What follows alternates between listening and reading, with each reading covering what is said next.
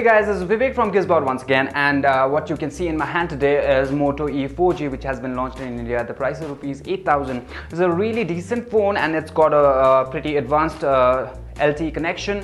So we've reviewed it thoroughly, and we have also found quite a bit of odds in this phone. So let's go see the pros and cons as well in this review video.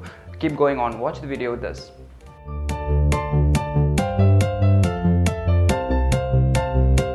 Priced slightly higher than the previous model, the latest Moto E 4G has experienced a complete overhaul in terms of design. Moreover, the hardware and software too have been tweaked to their best.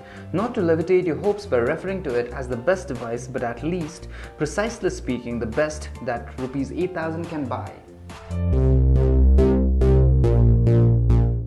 Let's face it, the Moto E 4G is a plastic crafted smartphone, but pass no judgment already.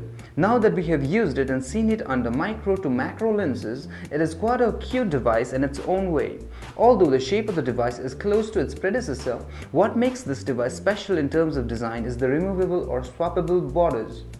The body of the phone, however, is offered only in black and white matte variants.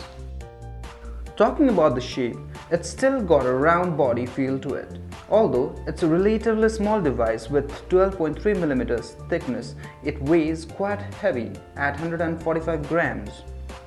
Very much like a person's signature, Motorola continues to leave a dimpled company logo on the back of the phone just below the camera.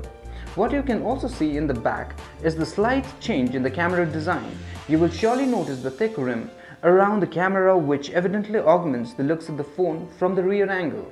Up front, beside the speaker, you will also see a camera this time around, which we'll talk about later. Sadly, the speaker below the screen has been compromised this time. Coming back to the swappable border, it looks pretty and is quite innovative too. It also serves as a protective shell and provides a firm grip to the users. However, the fact that it is built with a flimsy plastic makes it quite delicate. The 4.5-inch display has replaced the 4.3-inch screen on the first Moto E, offering a 960 by 540 pixel resolution. The IPS LCD display also is protected by Corning Gorilla Glass 3. It's not a waterproof phone, but to save it from liquid spillages, the company has offered oleophobic coating. Although the resolution and pixel density in terms of numbers are very less, it can successfully produce crisp app icons. Interestingly, the images also appeared pretty decent. The Moto E 4G is a reinvented device in terms of power and processor. The new 1.2 GHz quad-core Qualcomm Snapdragon 410 processor replaces the dual-core chipset employed in the older variant. Moreover, it also uses the price-efficient 400 MHz Adreno 306 graphic unit, which makes it a relatively better gaming device among all falling in the corresponding price range. We did notice some lags while playing graphic-heavy games like Asphalt 8 Airborne. But at the price point at which it is being offered, it can't even fall in the bargain premises. However, other games with less graphics ran with ease.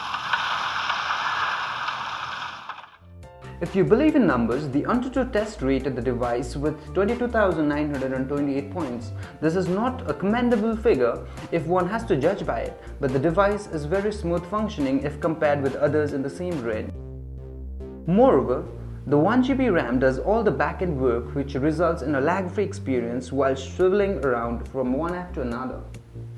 The Moto E 4G is running Android 5.0.2 Lollipop. Along comes the native apps such as the Moto Alert, Moto Migrate and Moto Assist, which are individually unique features. As far as preloaded applications are concerned, as you switch on the device, there are no other apps apart from the Google Hub, Chrome browser, camera and Google Play Store.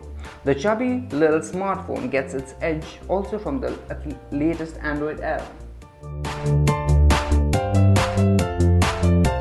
The affordable price gives no room for bargain in terms of camera. The 5-megapixel rear snapper and the addition of the first front-facing VGA shooter are below average in quality. However, compensating the odds in the camera quality, Motorola has added some other advanced features. You can now adjust the focus and exposure by dragging the focusing brackets around the screen. The below-par dynamic range of the Moto E pictures is largely solved by its auto HDR mode. Not to incline towards the harsh criticism, but the camera struggles to capture images in low light conditions, even with the flash turned on. The videos are not up to the competition as well, but Motorola has even stuffed the slow motion HD video capturing option in this device, which attracts a lot of people these days. Motorola has offered an 8GB inbuilt memory in this phone. However, the microSD card slot still allows you to take it up to additional 32GB. This is pretty much a thumbs up part on the device. Anyway, out of the 8GB native storage, the user accessible memory would be approximately 3.50GB. The 4G LTE is the most important aspect of the Moto E 4G. This is certainly the best entry-level smartphone with such connectivity option. Other connectivity features include Wi-Fi, micro USB version 2.0 and Bluetooth. Motorola has improved a lot in terms of battery. It has jumped from 1980 mAh to 2390 mAh battery without making the Moto E larger or heavier. Moreover, courtesy of the larger cell, Moto E 4G during its stay with GizBot survived for a close to 3 days on a single charge, and that was a regular usage with occasional music and game playing. Making an educated guess, with limited usage, the battery can juice the phone for close to 5 days.